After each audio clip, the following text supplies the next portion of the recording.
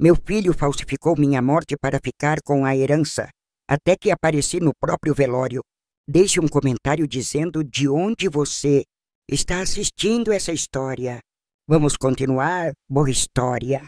Estou aqui parada na porta da igreja matriz, olhando pela fresta da porta de madeira antiga, vendo meu próprio velório acontecer ali dentro. O caixão está fechado, coberto de flores brancas que eu mesma sempre odiei, e meu filho Ricardo está chorando lágrimas falsas enquanto abraça pessoas que mal me conheciam. Minhas mãos tremem tanto que preciso segurar no batente da porta para não cair. Meu coração bate tão forte que tenho certeza que vão me ouvir daqui. 70 anos de vida. E é assim que descubro que não valho nada para os meus. Um caixão vazio, uma mentira gigante. E eles lá dentro, fingindo dor enquanto já contam meu dinheiro na cabeça. Meu nome é Marta, Marta dos Santos. E neste exato momento, olhando minha própria morte, sendo celebrada como se eu fosse apenas um obstáculo. Finalmente removido, sinto que meu nome nunca significou nada para eles. Que eu sempre fui só a velha inconveniente que demorava demais para morrer. Meus cabelos brancos, que sempre mantive presos num coque simples, estão soltos e bagunçados depois de 3 dias fugindo, escondida, como uma criminosa na minha própria cidade.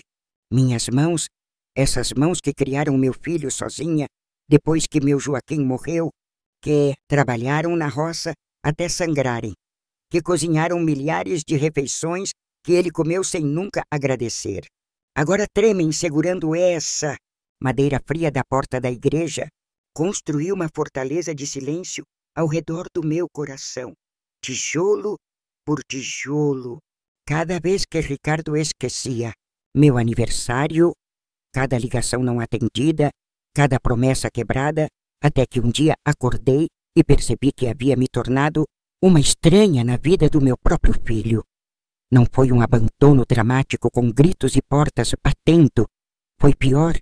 Foi uma erosão lenta e silenciosa, como água que vai desgastando a pedra, até que um dia você olha e não resta nada, só um buraco vazio onde antes havia amor. Aos 70 anos, cada ruga no meu rosto conta uma história que ninguém se importou em ouvir. Cada cabelo branco é uma batalha que travei sozinha. Cada dor nas costas é lembrança de peso que carreguei sem reclamar. Meu corpo é um mapa de décadas de trabalho invisível e amor não correspondido. E agora, escondida aqui, percebo que fui reduzida a apenas um número numa conta bancária, um obstáculo entre eles e o dinheiro que acham que merecem por terem aturado minha existência. Antes de continuar minha história, gostaria de saber quem está do outro lado me ouvindo. Comente seu nome e de onde você está assistindo. E confira se você já está inscrito no canal. Isso me ajuda muito a continuar trazendo essas histórias reais para vocês. Escreva nos comentários de onde você está assistindo este vídeo. Adoramos saber até onde nossas histórias estão chegando. Como cheguei aqui, escondida na minha própria cidade, assistindo meu funeral como se fosse um fantasma? Tudo começou 23 dias atrás, numa tarde de quinta-feira que parecia igual a todas as outras. Eu estava na varanda da fazenda, aquela varanda de madeira que range num tom específico que só quem morou ali a vida toda reconhece, tomando meu café com leite morno, como faço todo dia às 3 da tarde, desde que meu Joaquim morreu há 12 anos. O sol daquela tarde tinha aquela qualidade dourada e preguiçosa do interior de Minas, aquela luz que faz tudo parecer mais devagar. Foi quando vi o carro do Ricardo subindo a estradinha de terra, levantando aquela poeira vermelha que gruda em tudo, e meu coração deu um pulinho bobo de esperança, porque ele nunca me visitava sem avisar antes. Ricardo desceu do carro com a Cláudia, aquela mulher que sempre me olhou como se eu fosse um móvel velho que ela queria jogar fora, e os dois vinham sorrindo de um jeito que deveria ter me alertado. Cláudia usava aquele perfume caro dela, que sempre me dá dor de cabeça, um cheiro enjoativo de flores artificiais misturado com algo químico, e trazia uma pasta de couro marrom debaixo do braço que brilhava nova demais para ser boa notícia. Ricardo me deu um abraço rápido demais e disse: Mãe, a gente trouxe uma notícia maravilhosa. Você vai ficar tão feliz. Os olhos dele brilhavam de um jeito estranho, aquele brilho de quem está planejando algo e acha que é esperto demais para ser pego. Cláudia abriu a pasta ali mesmo na varanda e começou a falar rápido demais com aquela voz doce e falsa que ela usa quando quer algo. Dona Marta, a gente sabe que a senhora está ficando mais velha, mais cansada, e essa fazenda toda é muito trabalho para a senhora cuidar sozinha. Foi nesse momento que algo dentro de mim acendeu uma luz vermelha de alerta, porque na minha idade você aprende a ler as entrelinhas, a ouvir o que não é dito. Eles queriam minha fazenda, a fazenda que eu e Joaquim construímos do nada, que era para ser transformada num asilo para os idosos da região quando eu morresse, meu sonho guardado há anos, e foi assim que acabei aqui, nesta porta de igreja, vendo meu próprio velório. Mas espera, porque o que descobri depois daquele dia mudou tudo. Revelou uma conspiração tão fria e calculada que ainda me dá calafrio só de lembrar. 2 dias depois daquela visita estranha, eu estava na cozinha preparando o meu almoço quando o telefone tocou. Era uma voz de mulher que eu não conhecia, uma voz jovem e nervosa. Dona Marta, a senhora não me conhece, mas eu sou amiga da sua prima Neuza e ela me pediu para ligar para a senhora porque está preocupada. A senhora viu o grupo da família no WhatsApp hoje? Meu coração gelou porque eu nem sabia que existia grupo da família no WhatsApp. Ninguém nunca me adicionou em grupo nenhum, mais uma prova de como eu era invisível para eles. Minha prima Neuza, a única pessoa da família que ainda ligava para mim de vez em quando, tinha me mandado as capturas de tela de um grupo chamado Família Santos, que tinha todo mundo menos eu.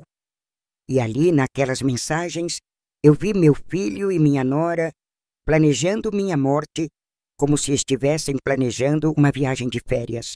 Minhas mãos tremiam tanto segurando o celular velho que quase deixei ele cair no chão de cerâmica fria da cozinha. Mãe, tá impossível. Tinha escrito Ricardo 3 dias antes da visita deles. Não quer assinar nada, tá teimosa pra caramba. E a resposta da Cláudia me fez o estômago revirar. Então a gente acelera o plano B, amor. O doutor Sábio já confirmou que emite o atestado de óbito sem problema nenhum. Só precisa de 3.000.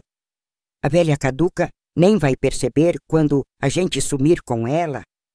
Li e reli aquelas mensagens umas 50 vezes, cada palavra queimando minha retina e meu coração como ácido. Eles chamavam aquilo de plano B, como se matar a própria mãe fosse apenas uma alternativa num planejamento de negócios. Tinha mensagens mais antigas também, datadas de 2 meses atrás, quando eles começaram a arquitetar tudo isso. A fazenda está avaliada em 2,5 milhões, escreveu Cláudia. E a velha tem mais uns 500 mil espalhados em aplicações. Se a gente conseguir tudo, antes dela morrer de verdade, economiza o imposto da herança. Tinha áudio também, vários áudios que minha prima conseguiu salvar antes de saírem do grupo. Ouvi a voz do meu filho, aquele menino que eu carreguei 9 meses na barriga, dizendo: Mãe sempre foi uma idiota mesmo, vai ser fácil. O veneno que o sábio indicou é perfeito, parece ataque cardíaco natural. E se ela sobreviver, a gente já tem o asilo mais ruim da região de Olho, daqueles que ninguém nunca vai visitar. Ou ela morre, ou vira um vegetal. De qualquer jeito, a gente pega tudo. A voz dele soava alegre, empolgada, como se estivesse falando de ganhar na loteria, não de assassinar a própria mãe. Sentei no chão gelado daquela cozinha e chorei pela primeira vez em anos. Chorei até minha garganta doer e meus olhos incharem. Não eram lágrimas de tristeza simples, Eram lágrimas de uma dor tão profunda e primitiva que não tem nome certo. A dor de descobrir que seu filho, a pessoa que você amou mais que sua própria vida, quer te matar por dinheiro. Todas aquelas visitas raras dos últimos meses faziam sentido agora. Não era saudade, era planejamento. Cada vez que Ricardo aparecia com alguma desculpa, ele estava estudando minha rotina, meus horários, minhas fraquezas. Mas o pior ainda estava por vir, porque nas mensagens mais recentes de apenas um dia atrás, eles conversavam sobre algo que me fez perceber que eu não tinha nenhuma semana de vida se não fizesse nada.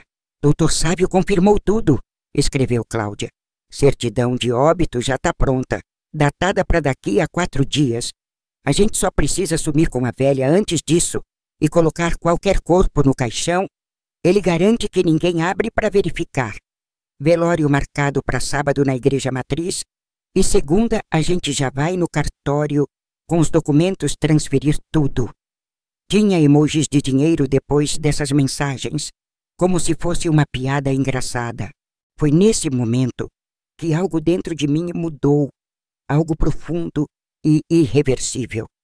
A Marta, que sempre foi mãe compreensiva, que sempre perdoou, que sempre deu mais uma chance, morreu ali naquele chão de cozinha frio. E nasceu uma Marta diferente, uma que tinha vivido 70 anos e não ia deixar que os últimos fossem roubados por 2 aproveitadores sem coração. Se eles queriam me matar e fazer um velório falso, então eu ia dar para eles exatamente isso, mas com um pequeno detalhe que eles não esperavam. Eu ia estar viva para ver.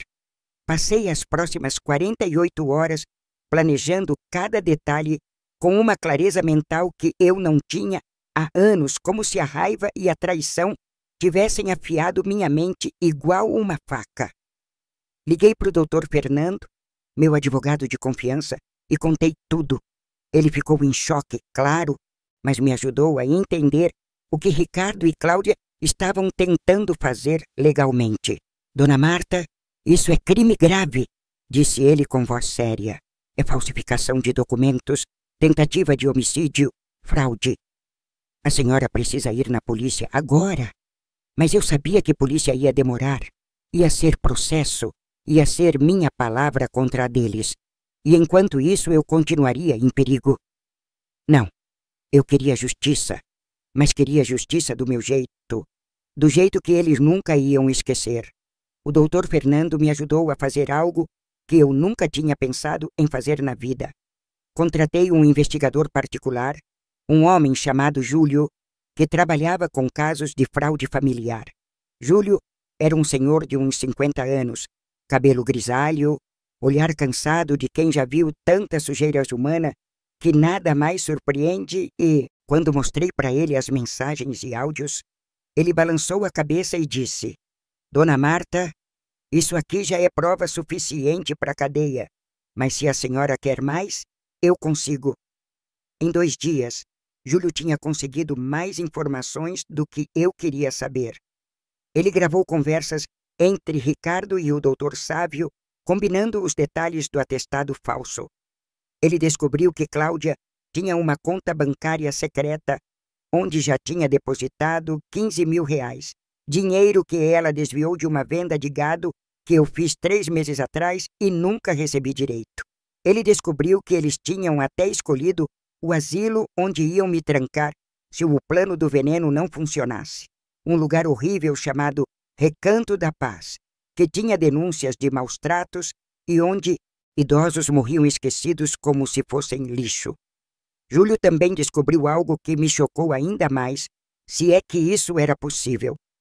Cláudia tinha um caso com um advogado novo da família, um homem jovem e bonito chamado Dr. André, que eles tinham me apresentado 6 meses atrás, dizendo que era para me ajudar a organizar meus bens. Toda vez que eu assinava alguma coisa que o Dr. André trazia, achando que era rotina, eu estava, na verdade, mudando meu testamento sem saber, transferindo poderes, dando autorizações. O Dr. Fernando ficou branco quando viu os documentos que Júlio conseguiu. Isso aqui é falsificação da sua assinatura em pelo menos 8 documentos, Dona Marta. Eles já tinham transferido legalmente 30% dos seus bens antes mesmo de tentar te matar. Eles estavam me roubando aos poucos, como formigas carregando açúcar, e quando perceberam que eu comecei a desconfiar, decidiram acelerar e pegar tudo de uma vez. Tinha mais. Júlio descobriu que Cláudia tinha gravado um vídeo numa festa, completamente bêbada, contando pro amante dela, o doutor André, que eu estava viva e que eles iam fechar o caixão de qualquer jeito, com qualquer coisa dentro. A velha é teimosa, mas burra, ela dizia no vídeo, rindo e dançando com uma taça de champanhe na mão. Até sábado ela ainda tá respirando, mas depois disso é só alegria e amor. Só alegria e dinheiro pra gente viajar o mundo. Esse vídeo tinha vazado acidentalmente num grupo de WhatsApp de professoras da escola onde Cláudia trabalhava, e uma das professoras, horrorizada, tinha repassado para minha prima Neuza, que foi quem me avisou. Era impressionante como eles eram descuidados, como achavam que eram intocáveis, espertos demais para serem pegos. A arrogância deles seria a queda deles, e eu ia garantir isso pessoalmente. Foi quando tive uma ideia que me fez sorrir pela primeira vez em dias. Se eles queriam um velório, iam ter um velório. Se eles queriam me ver morta, iam ver. Mas iam ter uma surpresa que jamais esqueceriam pelo resto das vidas miseráveis deles. Conversei com o doutor Fernando e com Júlio, e juntos começamos a armar a maior vingança que aquela cidade pequena do interior de Minas já tinha visto. Júlio conhecia um delegado, honesto da polícia de uma cidade vizinha, alguém que não tinha conexões com a família e que podia confiar. Mostramos todas as provas para ele, e o delegado Meireles ficou tão revoltado que prometeu ajudar, do jeito que fosse preciso. Dona Marta, a senhora é uma mulher corajosa, disse ele, um homem grande de bigode grisalho e olhos severos. E eu vou garantir que esses dois paguem por cada segundo de sofrimento que causaram. A senhora tem minha palavra de policial e de ser humano decente. Nos 2 dias seguintes, desapareci completamente. Deixei a casa como se tivesse saído para uma caminhada e nunca mais voltei. Fui me esconder na casa de uma amiga antiga, Dona Conceição, que morava em outra cidade e me recebeu sem fazer perguntas. Só me abraçou forte e disse: "Fica o tempo que precisar, Marta. Essa casa é sua também." Enquanto isso, Ricardo e Cláudia colocaram o plano deles em ação, achando que estava tudo perfeito, que tinham conseguido. No dia marcado na certidão falsa, quinta-feira, eles foram na delegacia da cidade e registraram minha morte como se fosse natural. O doutor Sávio, aquele médico sem caráter nenhum, emitiu o atestado dizendo que eu tinha tido um infarto fulminante em casa, sozinha, sem ninguém por perto para ajudar. Ninguém questionou porque era um médico respeitado dando a informação. Ninguém pediu para ver o corpo, porque em cidade pequena as pessoas confiam umas nas outras, acreditam que ninguém seria capaz de tamanha baixeza. E o velório foi marcado para sábado, de manhã na igreja matriz, exatamente como eles tinham planejado nas mensagens, como se estivessem organizando uma festa e não um assassinato. O que Ricardo e Cláudia não sabiam é que enquanto eles organizavam meu funeral falso e já gastavam meu dinheiro na cabeça, eu estava organizando a vingança deles. O doutor Fernando, que todo mundo na cidade respeitava, espalhou discretamente que ia ter uma homenagem especial no velório, algo importante que toda a comunidade deveria presenciar. Ele foi de casa em casa, de comércio em comércio, garantindo que a igreja estaria lotada.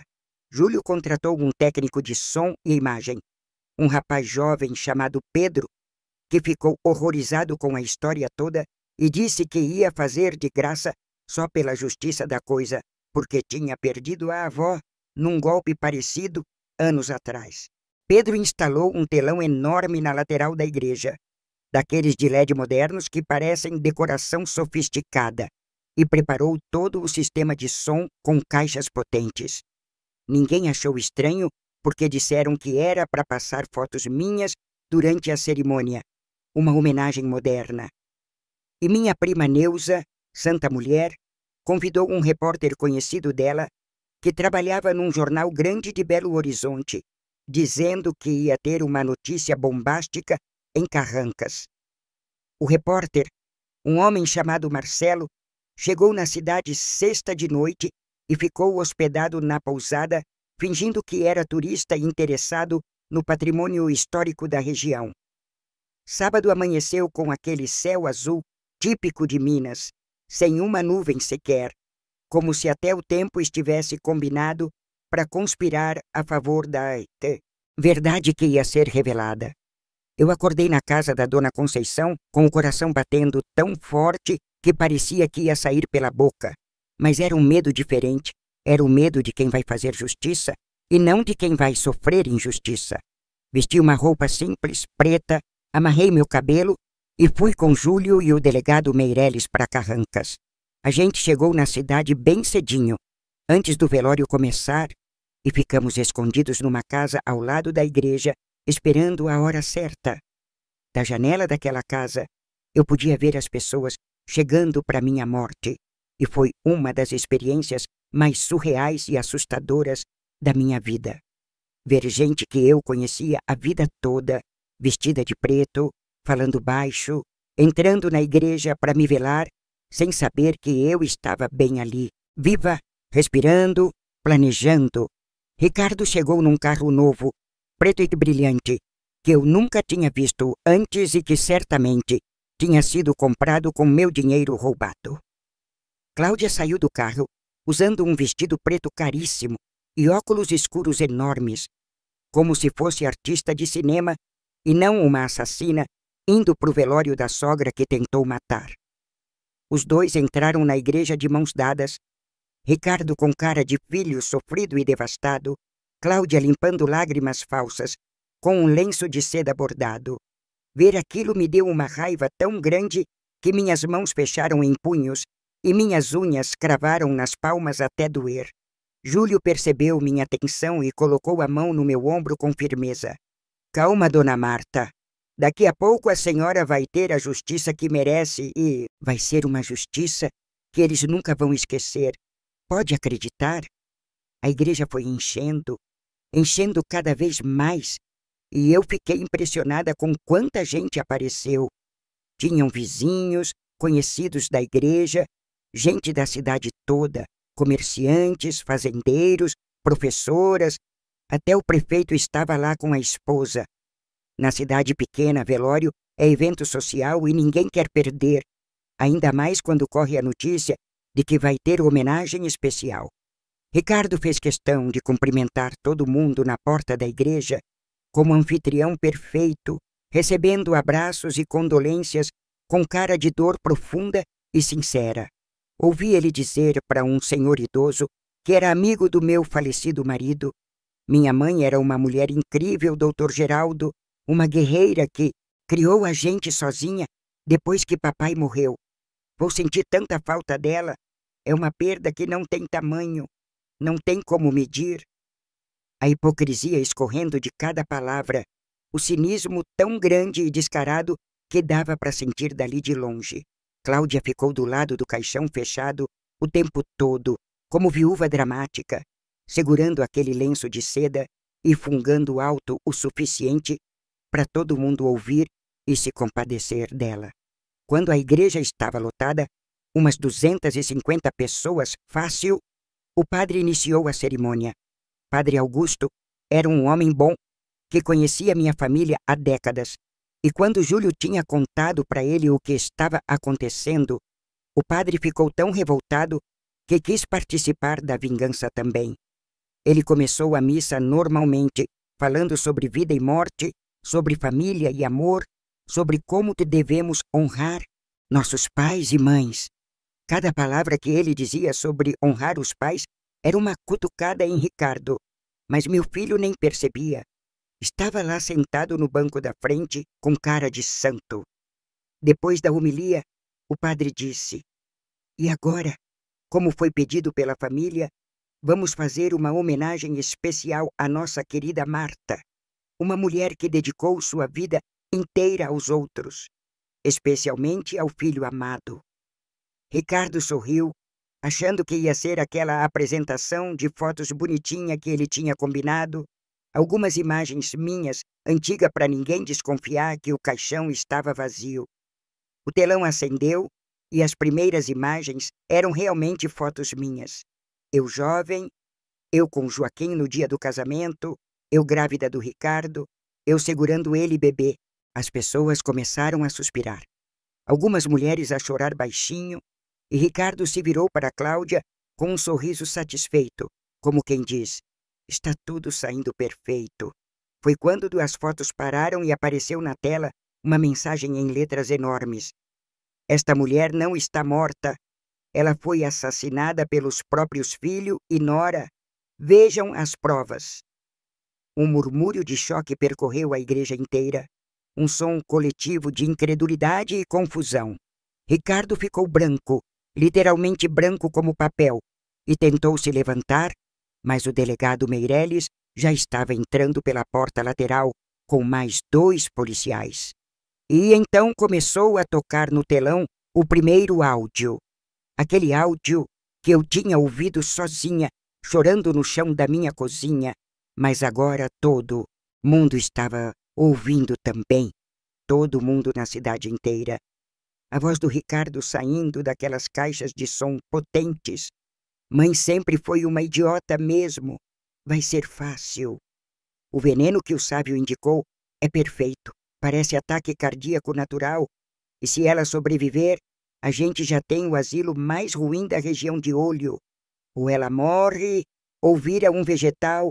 De qualquer jeito, a gente pega tudo.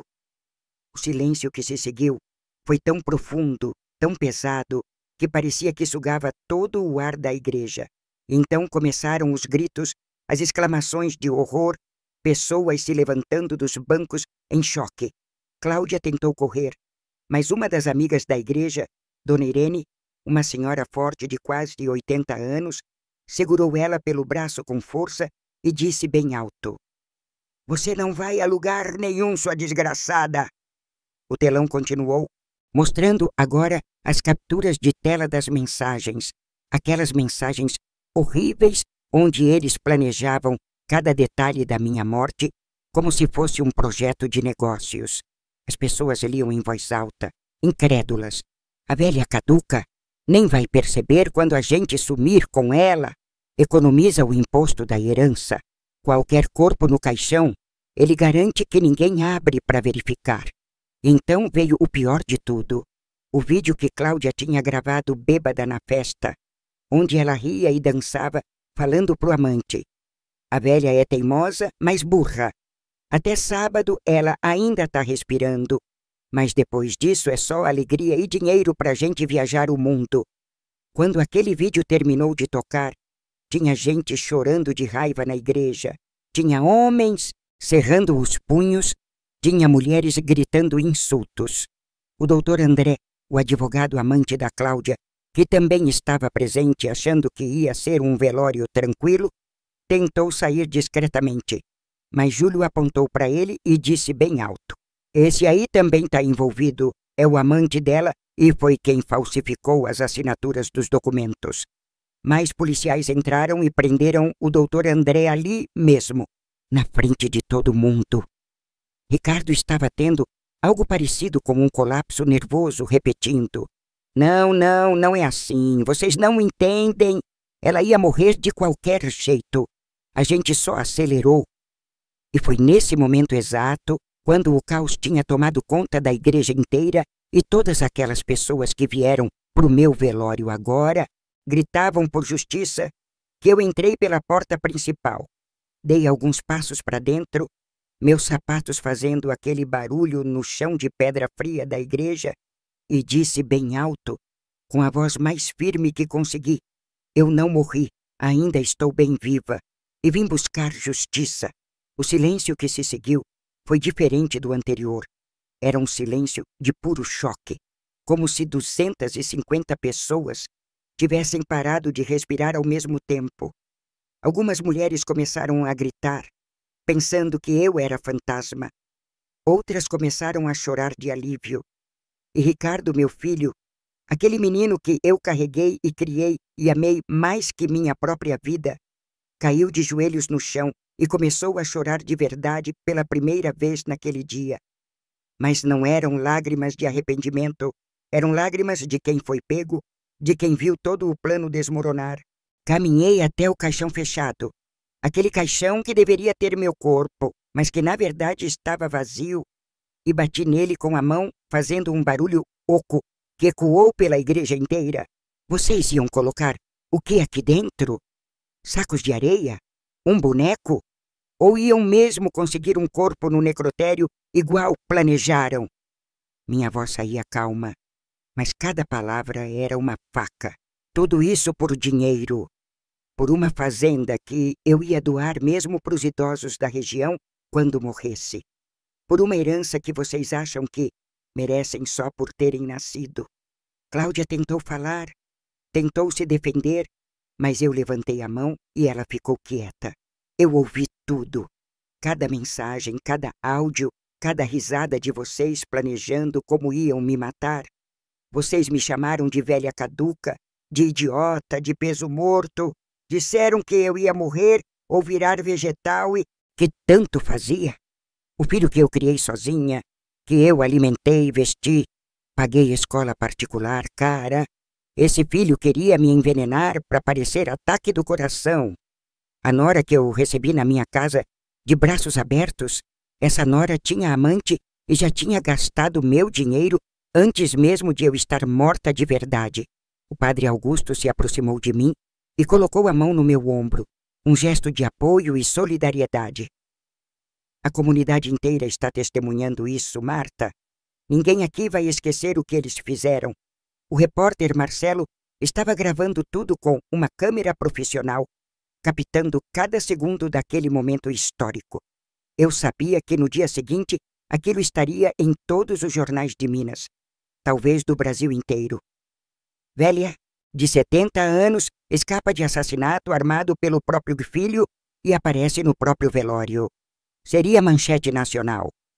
O delegado Meirelles se aproximou com as algemas e disse: Ricardo dos Santos e Cláudia Martins, vocês estão presos por tentativa de homicídio qualificado, falsificação de documentos públicos, fraude, estelionato e associação criminosa.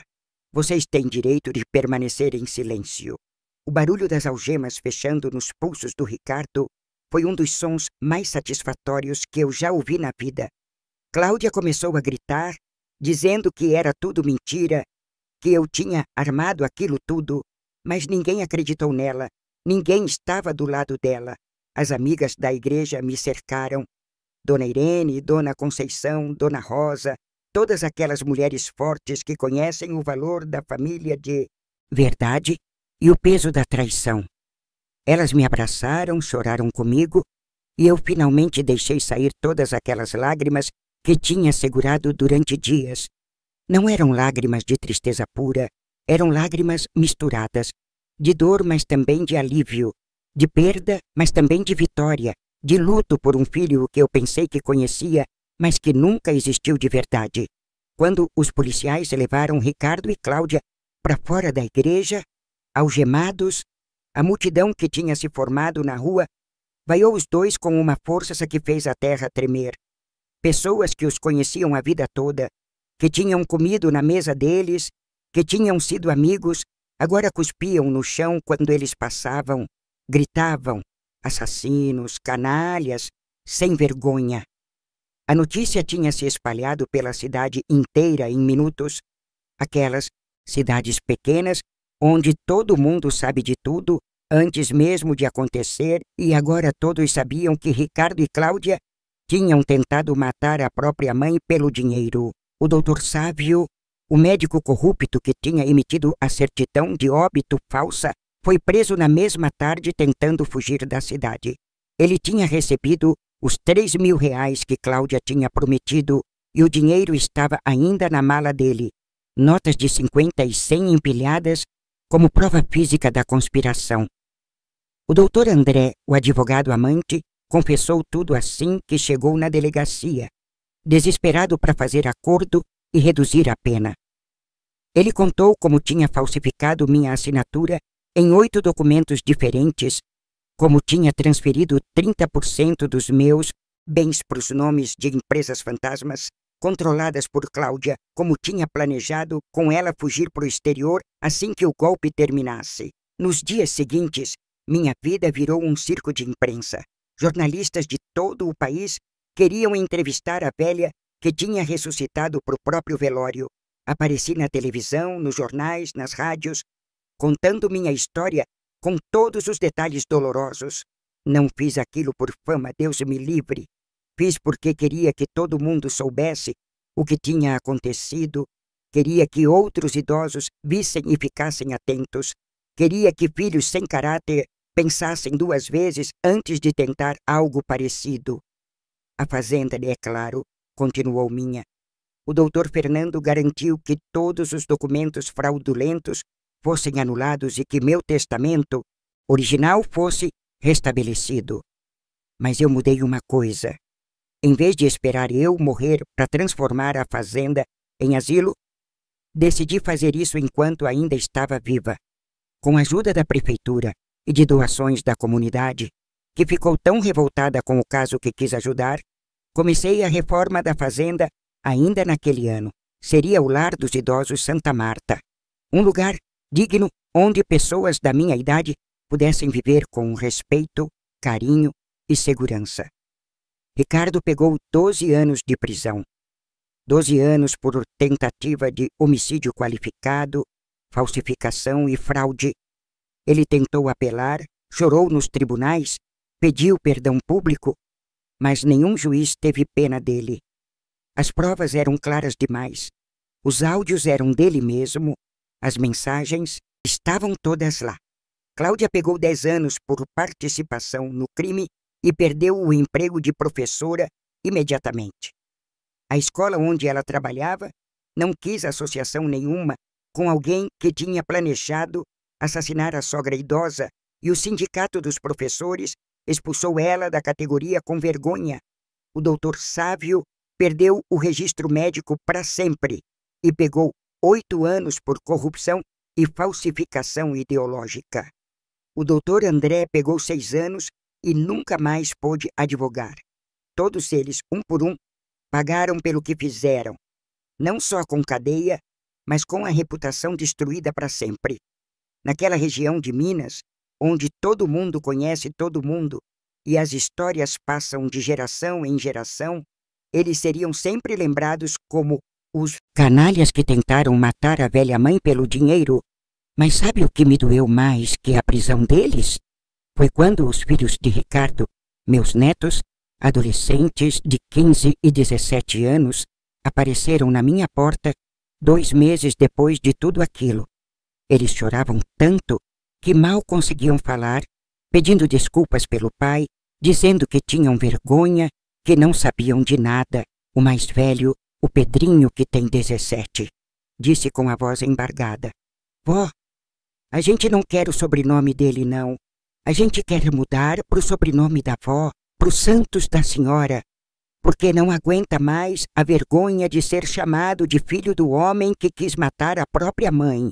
Aquilo partiu meu coração de um jeito diferente, porque ali eu via que nem tudo estava perdido, que aqueles meninos tinham caráter apesar do pai, que tinham vergonha na cara e senso de justiça.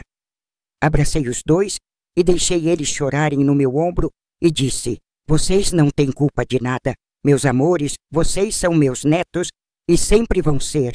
Não importa o sobrenome, mas se quiserem mudar, eu apoio. Vocês têm todo o direito de não querer carregar o peso do que o pai fez. Eles ficaram morando comigo depois disso, porque a mãe deles, a primeira esposa do Ricardo, não tinha condições de criar os dois sozinha. Ela trabalhava como enfermeira e fazia turnos duplos para sobreviver. Então os meninos vieram para a fazenda, me ajudaram na reforma do asilo, estudaram na escola da cidade e aos poucos fomos construindo uma família de novo, mas uma família de verdade dessa vez, baseada em respeito e amor real, não em interesse e falsidade. A reforma do asilo levou 1 ano e meio. A fazenda tinha espaço para 30 idosos, com quartos individuais, uma sala de convivência enorme com televisão e jogos, uma biblioteca, uma horta comunitária onde os velhinhos podiam plantar se quisessem, e uma equipe de enfermeiras e cuidadores treinados e bem pagos. Fiz questão de pagar salários dignos para os funcionários, porque eu sabia que idoso só é bem tratado quando quem cuida é bem tratado também. No dia da inauguração, metade da cidade apareceu e o prefeito fez discurso emocionado sobre como aquilo era exemplo de superação e amor ao próximo. Os primeiros idosos que entraram no Lar Santa Marta foram justamente aqueles que não tinham família nenhuma, os mais abandonados, os mais sozinhos. Eu quis dar para eles o que quase me foi tirado: dignidade, respeito, um lugar para viver os últimos anos em paz. Teve um velhinho chamado Seu Antônio, 82 anos, que tinha vivido 5 anos num asilo horrível, igual aquele que Ricardo e Cláudia tinham escolhido para mim. Quando ele entrou, no quarto dele no Lar Santa Marta, com cama limpa, janela com vista para o pomar, banheiro privativo e uma poltrona confortável, ele sentou na cama e chorou. Ele disse: Dona Marta, faz 5 anos que eu não durmo numa cama que não fede, que não tem outro velho gemendo do lado, que não tem barata andando na parede. A senhora me deu de volta a dignidade que eu pensei que tinha perdido para sempre. Aquilo me fez chorar também, porque eu entendia perfeitamente o que ele sentia.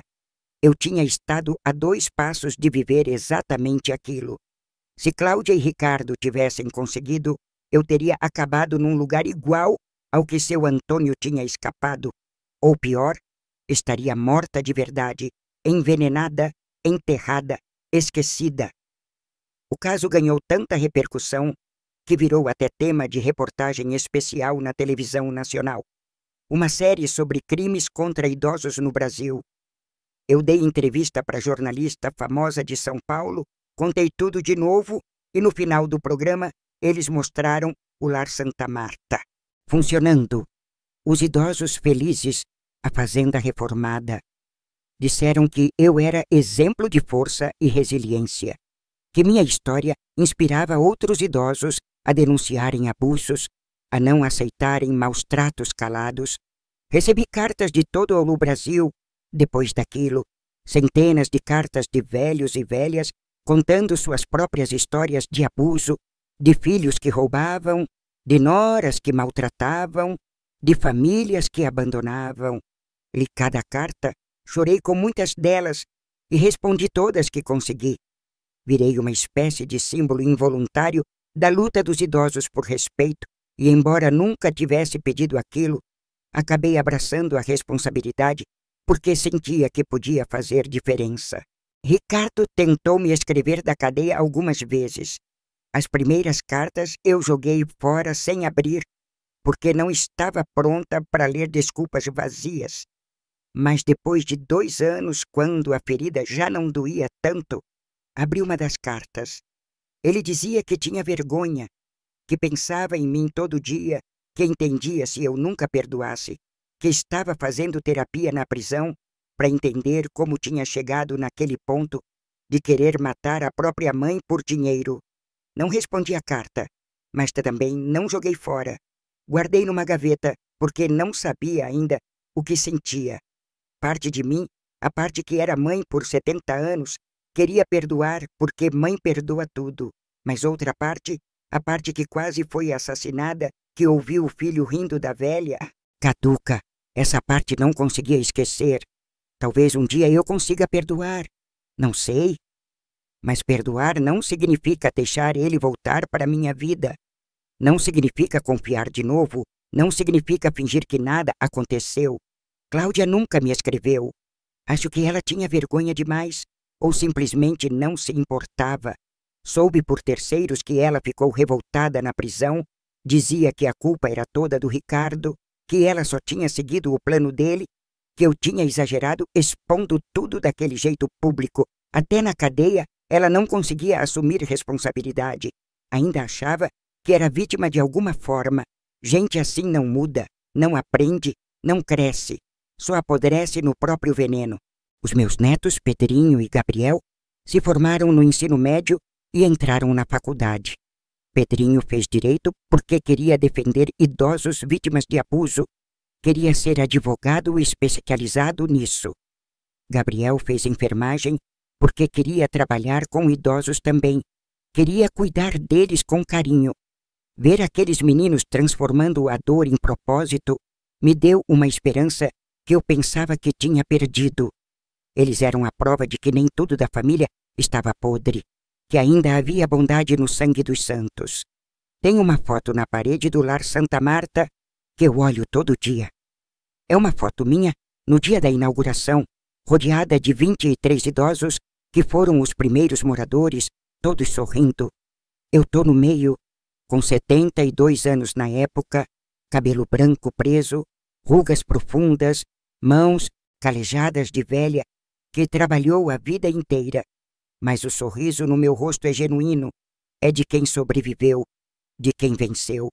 Toda vez que olho aquela foto, lembro de como cheguei perto de não estar ali, de como quase deixei Ricardo e Cláudia me apagarem do mundo.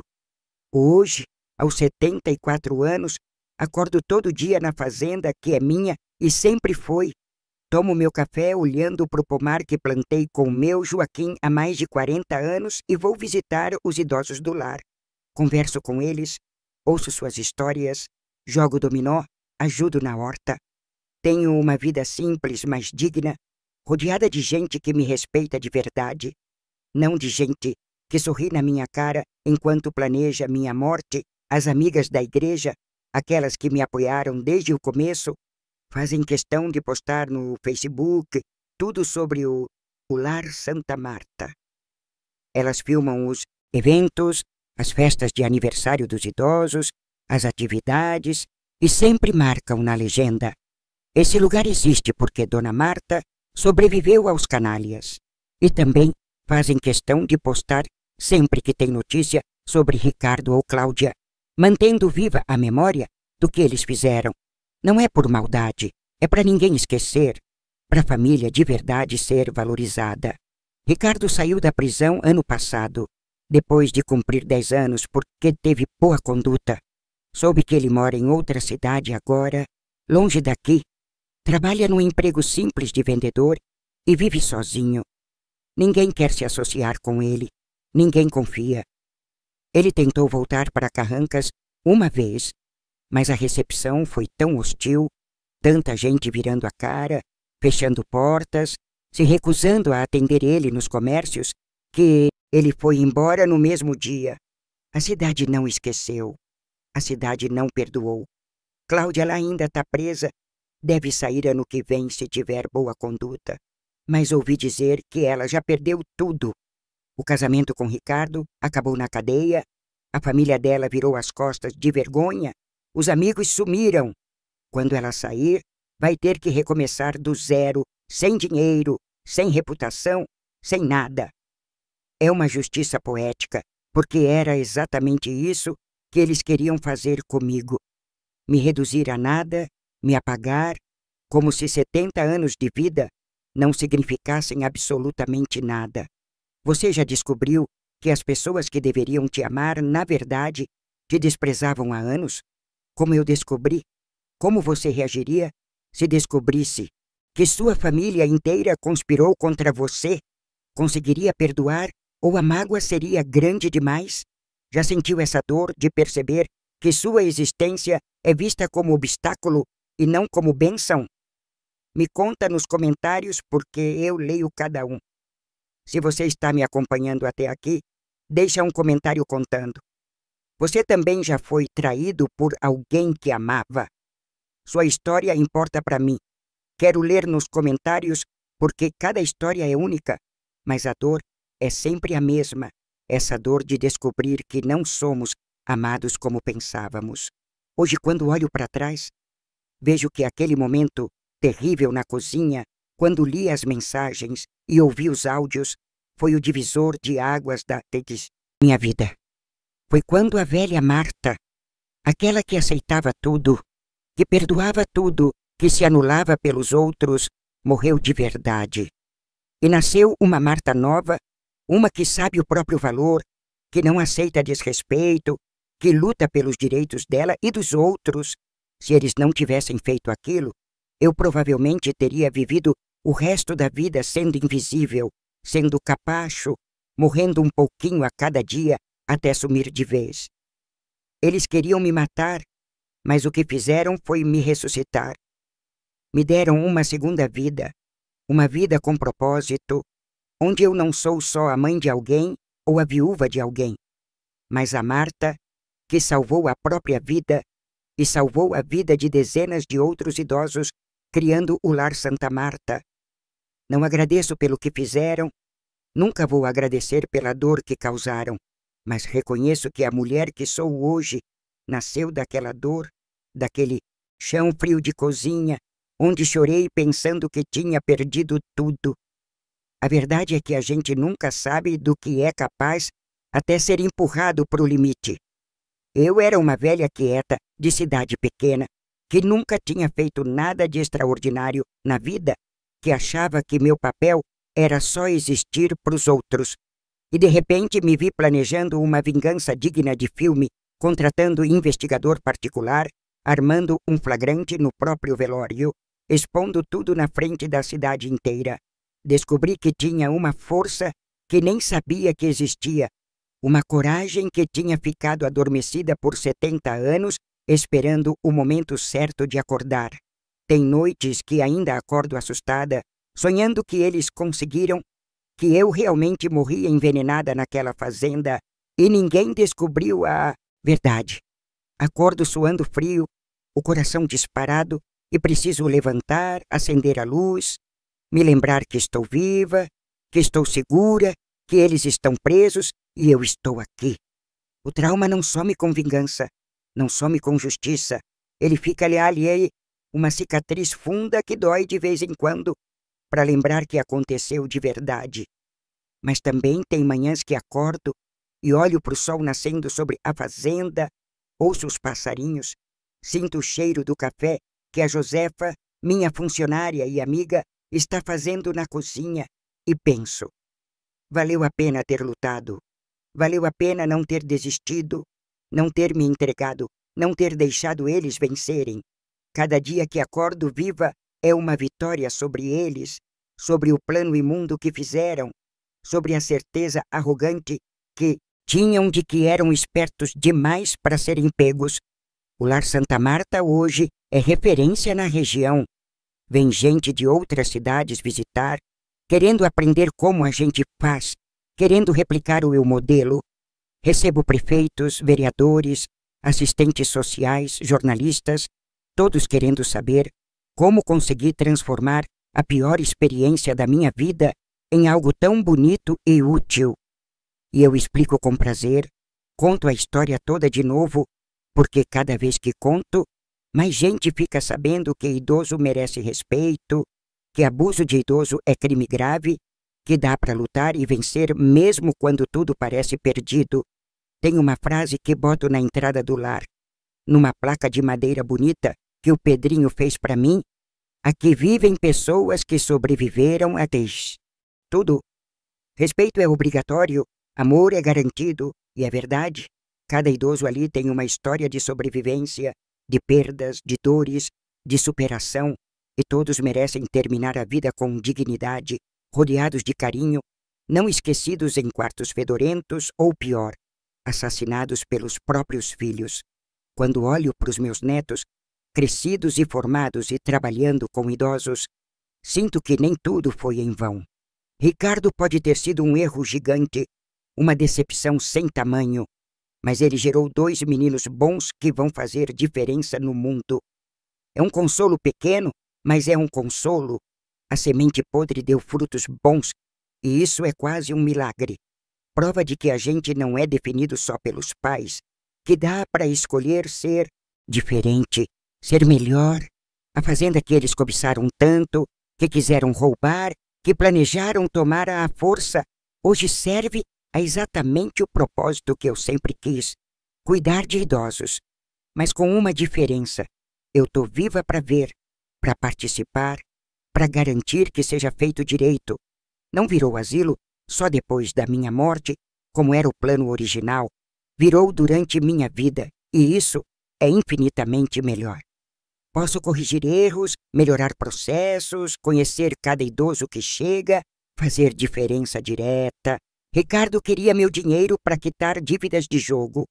Descobri isso depois, nas investigações. Ele devia mais de 300 mil reais para agiotas, tinha vício em apostas online, perdia fortunas em cassinos virtuais. O dinheiro que ele ia herdar seria todo pro ralo das apostas em menos de um ano. Cláudia queria meu dinheiro para viajar para o exterior com o amante, para viver uma vida de luxo fingindo ser rica. Ela tinha conta secreta nas Bahamas, já preparada, passagens compradas para Dubai, tudo planejado nos mínimos detalhes. E o mais triste é que se eles tivessem simplesmente conversado comigo, se Ricardo tivesse chegado e dito: mãe, tô com problema de jogo, preciso de ajuda, eu teria ajudado, teria pago o tratamento, teria apoiado, teria dado dinheiro para ele se recuperar.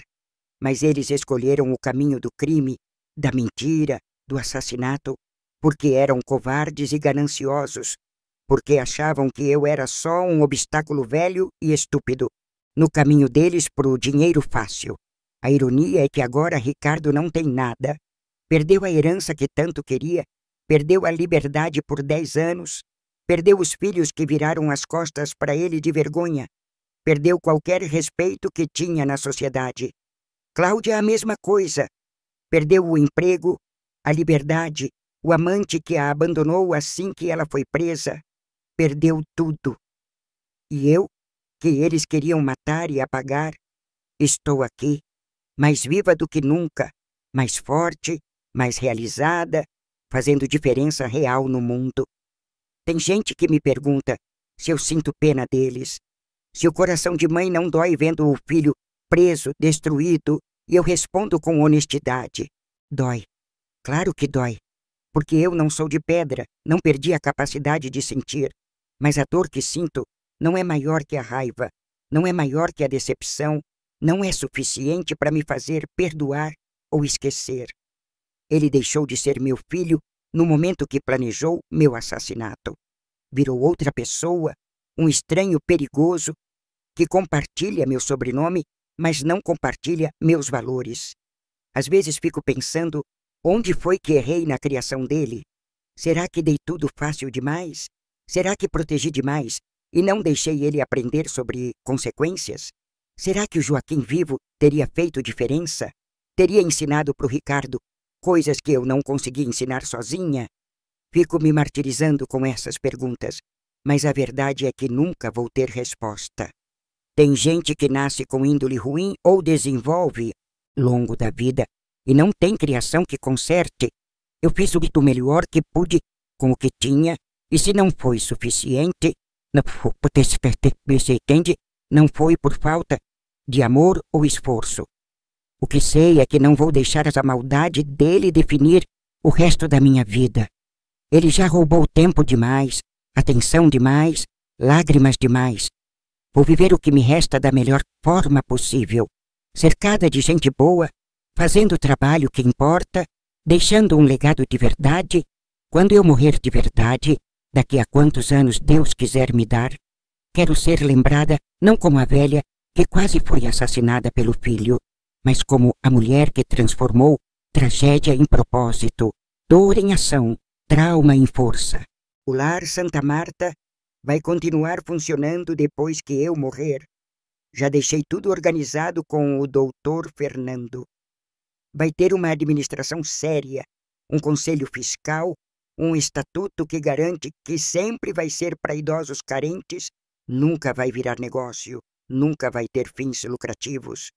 É meu legado real, construído com o dinheiro que tentaram roubar, na fazenda que tentaram tomar, mas que no final ficou servindo ao propósito certo. Você acha que fui longe demais ao expor eles daquele jeito público? No próprio velório falso, na frente da cidade inteira? Se você descobrisse que aqueles que te criaram, na verdade, sempre te desprezaram, conseguiria perdoar ou a vingança seria inevitável? O que você teria feito no meu lugar? Me conta nos comentários, porque eu fico pensando nisso direto, se fiz certo ou se exagerei. A justiça foi feita, isso é inegável, mas será que a humilhação pública era necessária ou foi minha raiva falando mais alto? Obrigada por me ouvir até o final. Esta foi minha história e cada palavra aqui é verdadeira. São fatos que aconteceram comigo e mudaram minha vida para sempre. Se esta história tocou você de alguma forma, por favor, se inscreva no canal. Posto histórias reais de superação, vingança e justiça toda semana aqui.